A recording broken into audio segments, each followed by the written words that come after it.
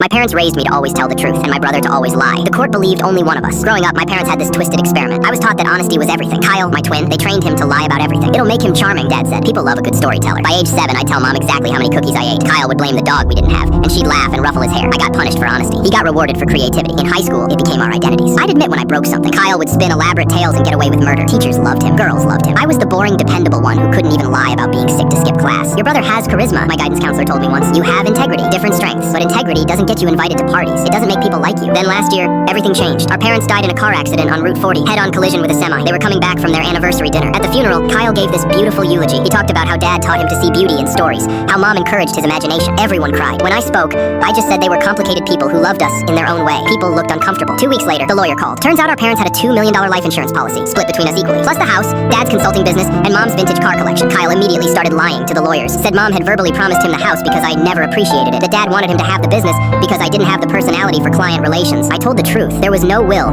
specifying anything beyond the 50-50 split. The executor didn't know who to believe, so it went to probate court. That's when I found the journals, hidden in Mom's closet while packing up their things. 20 years of entries documenting their experiment. Subject A, me, shows expected moral development. One entry read. Subject B, Kyle, demonstrates advanced adaptive social behavior. They'd been studying us, their own children. There were charts, graphs, predictions about our future earning potential based on our truth orientation. They'd submitted papers to psychology conferences using our data. Anonymous, but it was us. I showed the journals to my lawyer. She said they'd prove our parents were manipulative, but wouldn't help with the inheritance. Actually, she said, this might hurt you. It shows premeditation. They knew what they were doing raising you this way. Kyle's lawyer found out about the journals, somehow. The night before our court date, Kyle showed up at my apartment. First time we'd really talked since the funeral. I read Mom's journals, he said. The copies my lawyer got. I waited. There's an entry from when we were 16. Mom wrote that you tried to kill yourself. Pills. I was at a party that night. I never knew. My throat closed up. I'd forgotten I told her. Made her promise not to tell Dad or Kyle. She wrote that you begged her not to say anything because you didn't want to ruin my reputation. That you were afraid if people knew, they'd think our family was messed up and it would hurt my chances at college scholarships. Kyle, even then, you were protecting me, and I don't even know how to do that for anyone. He left. Didn't take anything. Just walked out. The next day in court, I sat in that witness chair and answered every question honestly. Did your father favor your brother? Yes. Did you ever feel resentful? Yes. Desperately. Would you say anything to get your share? No, but I understand why you'd ask. Then Kyle took the stand. He lied beautifully. Cried on cue. Said I'd always been jealous. That I'd forged documents. That Mom had begged him to protect the family legacy from me. His voice cracked in all the right places. I watched the judge's face. She was buying every word. Then Kyle said something that wasn't in his rehearsed testimony. And the journals prove my brother has always been unstable. Suicidal even. My parents were terrified of what he might do, using my lowest moment. The thing I'd hidden to protect him. The judge stopped writing. Suicidal? Kyle's lawyer tried to redirect, but the judge cut him off. She requested the journals. Read the entries about my attempt right there in court. Then she read the entries about their experiment. How they deliberately created 2 opposing personalities to study outcomes. How they documented every manipulation. Her face changed. I've reviewed your school records, therapy notes, and family testimonies. It's clear you were raised very differently. She looked between us. But these journals reveal something else entirely. Your parents weren't parents. They were researchers using their own children as subjects. She paused. This court finds that both of you are victims of psychological abuse. However, given Mr. Kyle's willingness to weaponize his brother's mental health crisis, a crisis caused by the very abuse this case centers on, I cannot in good conscience award him control of the estate. Kyle's face went white.